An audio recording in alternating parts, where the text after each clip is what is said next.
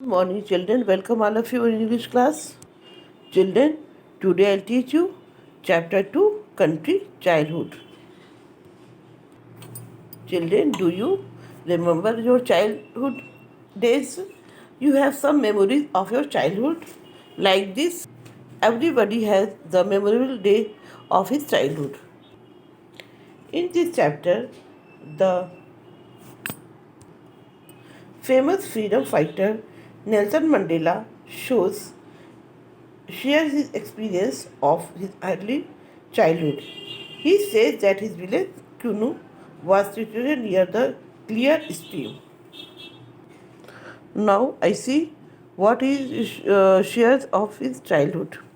The country of Kunu was situated in the narrow grassy valley crisscrossed by clear stream.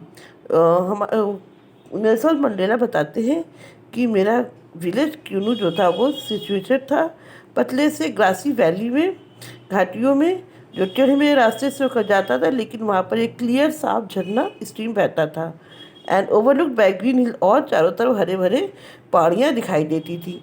It consisted of no more than a few hundred people, और वहाँ पर कुछ ही लोग 100 लोग रहते थे. Who lived in हट, जो कि झोपड़ियों में रहते थे. विच वर बी हाइव शेप, उनके झोपड़ी जो बने हुए थे वो बी हाइव शेप में थे, मतलब मधुमक्खी के छत्ते के शेप में थे. Which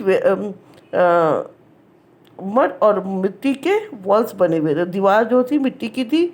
with a wooden pole in the centre holding up a peaked, और एक लकड़ी का पोल था जो सेंटर से होल्ड किया हुआ था ग्रास के जो रूफ को, मतलब घास के छत को पकड़ा हुआ था, रोका हुआ था. The floor was made of crushed ant, और फ्लोर क्रश्ड चींटियों के ढेर से बना था. The hard dome was expected earth above an ant colony, और कठिन एक सुराग बना हुआ था जिसमें कि चींटियों का झुंड था. And was kept smooth by smearing it regularly with fresh cow dung, और फर्श को, जमीन को रोज लीपा पोती जाता था विथ फ्रेश काउडंग से, गाय के गोबर से. द स्मोक फ्रॉम द हट स्केप्ड थ्रू द रूफ, और जो घर का धुआं खाना बनाने और किसी से निकलता था वो छत के रास्ते से निकल जाता था. And the only opening was a low doorway on had to stoop to walk through, और एक छोटा सा दरवाज़ा था जिससे कि झुक करके बड़े मुश्किल से जाना पड़ता था. The huts were generally grouped together in the residential area that was some distance away from the maize field, और जो घर थे वो कुछ लाइन से बने हुए थे, डिस्टेंस एरिया पे थोड़ी दूर पे बने हुए थे, और उसके थोड़ी दूर पर मैजे के फील्ड्स थे. देयर वर नो रोड्स, वहाँ पर कोई भी सड़कें नहीं थी. Only path through the grass won by the barefoot boys and women, और जो रास्ता था वो घास से होकर जाना पड़ता था, घास से चारों तरफ जाके नंगे पैर औरतें और बच्चे जाते थे. The women and the children of the village वोर ब्लैंकेट डाइड इन ऑर्चर्ड्स, और जो गांव के लड़के बच्चे थे और औरतें जो थी ब्लैंकेट पहनती थी, कपड़े जो डाई किए हुए रेड और येलो कलर से मिट्टी के से डाई जो होता था. Only a few Christian in the village और स्पेशल स्टाइल क्लोथिंग, और कुछ क्रिश्चियन जो थे वो इंग्लिश स्टाइल के, वेस्टर्न स्टाइल के कपड़े पहनते थे. Cattle, sheep, goat and horses graze together in the common pasture, और कुछ कैटल जैसे थे जानवर जो थे वो शीप, गोट्स, हॉर्सेस सभी एक ही कॉमन पास्चर में, चारागाह में घास चरते थे. The land around Kunnu was mostly treeless except for the cluster of पॉपुलर्स on the hills over looking the village, और जो ज़मीन थी वो कुन्नू का वो ज़्यादातर ट्रीलेस, वहाँ पर पेड़ नहीं थी, कुछ चीड़ के पेड़ वहाँ पर थे गाँव में. The land itself was owned by the state, और जो लैंड जो था वो ज़मीन जी थी वो स्टेट के द्वारा ओन किया लिया गया था. With very few exception African at the same the time did not enjoy private title to land in South Africa but were tenants paying rent annually to the government, और जो African वहाँ रहते थे वो गवर्नमेंट को वहाँ रहने का साल भर का पेड करते थे, किराया देते तब वो रहते थे. In the area there were two small primary school, उस एरिया में दो छोटे प्राइमरी स्कूल थे. अ जनरल स्टोर, एक जनरल मर्चेंट की स्टोर की दुकान थी.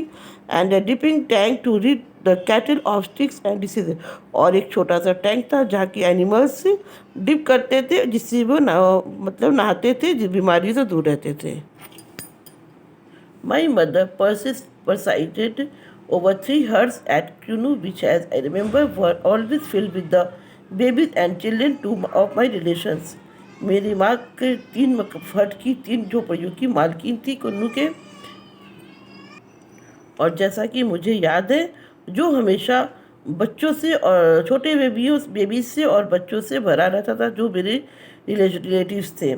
In fact I hardly recall any occasion as a child when I have alone. और मुझे कभी शायद कभी भी ऐसा हुआ हो जब किसी भी अवसर पर कि मैं वहाँ पर अकेला हूँ, यानी कि बहुत सारे बच्चे थे. In African culture the sons and daughters of the ones aunt और uncles are considered brothers and sister, not cousins. African के कल्चर है कि जो सन्स होते हैं और डॉटर होते हैं किस आंटी के अंकल के, वो कजिन नहीं कहलाते, वो ब्रदर एंड सिस्टर कहलाते हैं. We do not make the same distinction among relation practice by whites. और हम लोग भी सेम भेद नहीं कर पाए हैं उस तरह से. We have no half brother half sisters. My mother sister is my mother. मेरी माँ की सिस्टर मेरी माँ कहलाती थी. My uncle son is my brother. और मेरे अंकल का बेटा मेरा भाई कहलाता था. My brothers child is my son. और मेरे भाई का बेटा मेरा बेटा कहलाता था और मेरी बेटी कहलाती थी. Of my mother's 3 huts 1 was use for cooking. और जो मेरी माँ के 3 हर्ट्स थे उनमें से एक के में वो कुकिंग करती थी, 1 फॉर स्लीपिंग और एक में हम सब सोते थे, एंड 1 फॉर स्टोर और एक में वो सारे सामान को स्टोर करती थी. इन द हट इन विच वी स्लेप्ट. और जिस मकान में हम लोग सोते थे, there were no furniture in the western sense. वहाँ पर कोई भी फर्नीचर नहीं था, कोई भी सोने का बिस्तर नहीं था. We slept on mats and sat on the ground. इसलिए हम लोग मैट्स पर सोते थे और जमीन पर बैठते थे.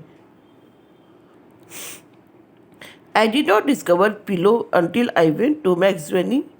और मैं कभी पिलो के बारे में नहीं जाना जब तक मैं मैक्सवेनी में नहीं गया. उसके पहले मैं पिलो के बारे में नहीं जानता था. My mother cooked food in a 3-legged iron pot over an open fire in the centre of the हट और आउटसाइड. मेरी माँ 3 लेग वाले मतलब 3 पैरों वाले आयरन के पॉट में खाना पकाती थी, और जिसमें आग जलती थी, या घर के अंदर बनाती थी या घर के बाहर. Everything we ate we grew and made our. और हम लोग वही सब खाते जो हम लोग बनाते थे या हम लोग उगाते थे. My mother planted and harvested her own mealies. मेरी माँ खुद ही बोती थी, प्लांट करती थी और उसको फसल को काटती थी और जो खाना वो बनाती थी. Mealies were harvested from the field when they were hard and dry. Mealies जो होता है वो जब काटा जाता है, जब वो फील्ड में हार्ड हो जाता है और सूख जाता है तो उसके मिल्स बनते हैं. They were stored in sack and pits dug in the ground. और वे तो फिर इसके बाद जब पक जाते हैं तो उनको स्टोर किया जाता है, या तो बोरों में भरा जाता है या ज़मीन में गड्ढा खोद के उसमें डाल दिया जाता था. When preparing the malice the women use different methods. और उसके लिए मेलाइज को बनाने के लिए औरतें तरह तरह के मेथड को यूज़ करती थी, अलग अलग तरीके से बनाती थी.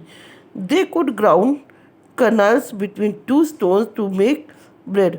और उसमें 2 स्टोन को जो से वे ब्रेड बनाती थी. और बॉयल द मेलाइज, पहले राइस को बॉयल करती थी, प्रोड्यूसिंग. और वो लोग बनाती थी फोटोलो और उमंग खुशो. ये सब एक प्रकार का डिश होता है.